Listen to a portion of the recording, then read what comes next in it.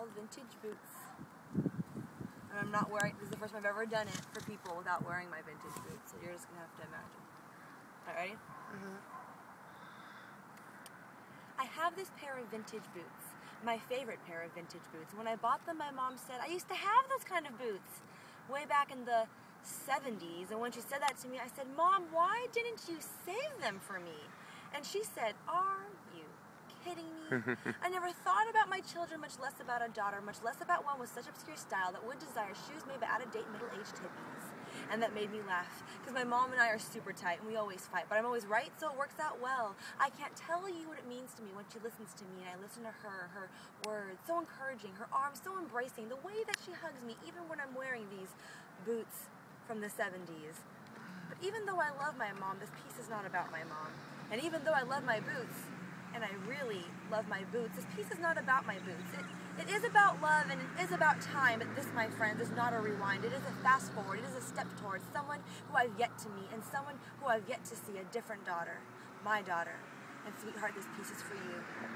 One day I want to pass these boots on to you. And I don't wear them often because I want to preserve them, so when I pass them on, you can enjoy them. Thinking about your small feet makes you a reality, and I've gone through quite a feat. You should hear the words people have said to me. Recently, my doctor told me that you were not possible, that you'd always be non-existent, and I can be persistent, but as of lately, there is no hope. I've been told that I cannot have you. Never will I stretch out my arms and grasp you. I've been told that chances are slim to none because of things I've done to hurt myself. I didn't know myself, and I took myself and ruined myself. But daughter, I was young, and I'm sorry that the reality of your existence has been compromised by my inability to find value in mine own eyes. I disrespected my body to a point I didn't realize, but daughter, I apologize that every odd is against you, but sweetheart, I have changed, and I am for you. My doctor said that chances are 1 in a million, but if I change my diet, the way I work out and function, and the way I do things I won't publicly mention, then my chances of having you might be 1 in 10,000. And sweetheart, those chances are worth it.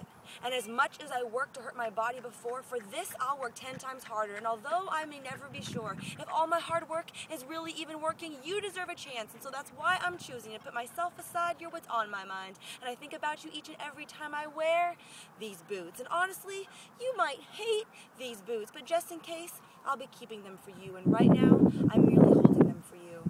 Because daughter, I believe that one day I will see you and one day I will meet you, and I'm holding these boots for you because that's how real you are to me. And you and I will be super tight and we'll always fight, but I'll always be right, so it'll work out well. I can't tell you what it'll mean to me when you listen to me, and I'll listen to you. I'll teach you about change, but I'll be changed by you. And yes, I'm so sorry. Your mother is not a goddess, not flawless in the least, but your mother is a warrior. And you'll say, my mother fought for me, my mother thought of me, and the best thing my mother ever did for me was save me a pair of her favorite vintage boots.